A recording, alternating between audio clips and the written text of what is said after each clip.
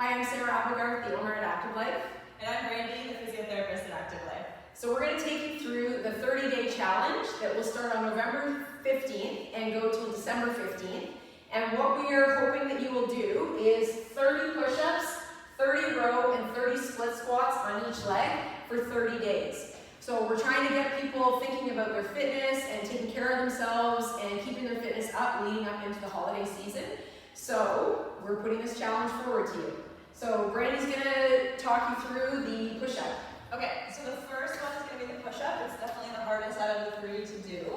The push-up is working on your mostly upper body and core. So the way that we're going to set it up is Sarah's going to get into a plank position first. So your hands are going to be shoulder width apart, just outside shoulder width apart. Feet are going to be just slightly apart on your toes. So before she actually goes into the push-up, we want to make sure that her body is stiff as a board. So the only joints that are moving are going to be her elbows and her shoulders. Chin is going to be tucked, and the yoga block is just underneath her chest, so that's a target for where you would be going down. So you want your elbows to be about 90 degrees as you come down, and then pushing yourself back up. So her elbows are at about a 45-degree angle, not totally out to the side, because that's going to shrug the shoulders and put a bit more pressure on the shoulder joints. So as she comes up, she's going to breathe out. And as she goes down, she's going to either breathe in or just hold her breath.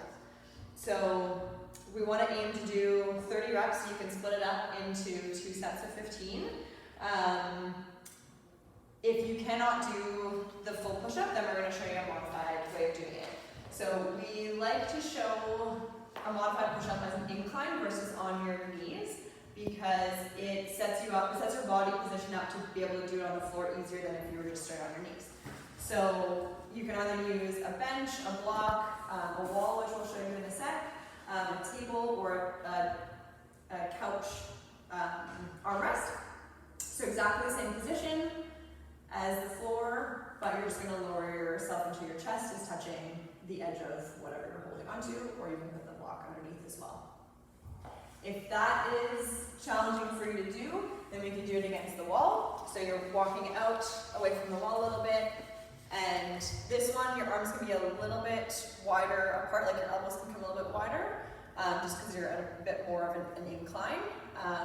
What we would suggest is to videotape yourself doing the one on the floor, and if your back is arching or if your bum is lifting, or if your shoulders are shrugging, then we recommend trying the incline push-up.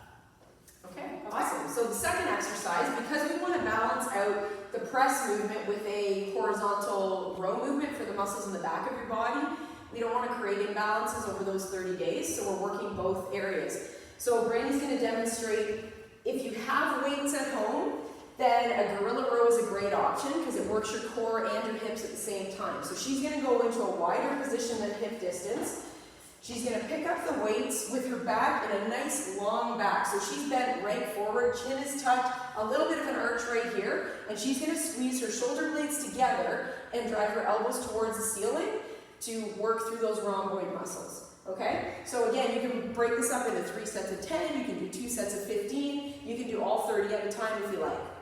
If you have a TRX at home, or when you're here at the gym, you can go and do your TRX rows, which we do quite often in our classes.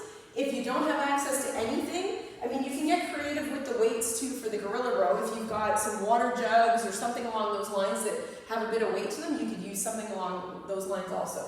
Okay, so this next version, all you need is the corner of a room. So setting yourself up with your elbows against the wall and your body in a nice straight line, just like you were for the push-up. She's going to go back and touch her back to the wall and then drive her elbows into the wall to work those same rhomboid muscles. So pushing up, okay? Making sure that your body doesn't collapse and your shoulders aren't going up around your ears. If that's easy for you and you want to challenge, so this externally rotated position forces your rotator cuff muscles to work as well as rhomboids.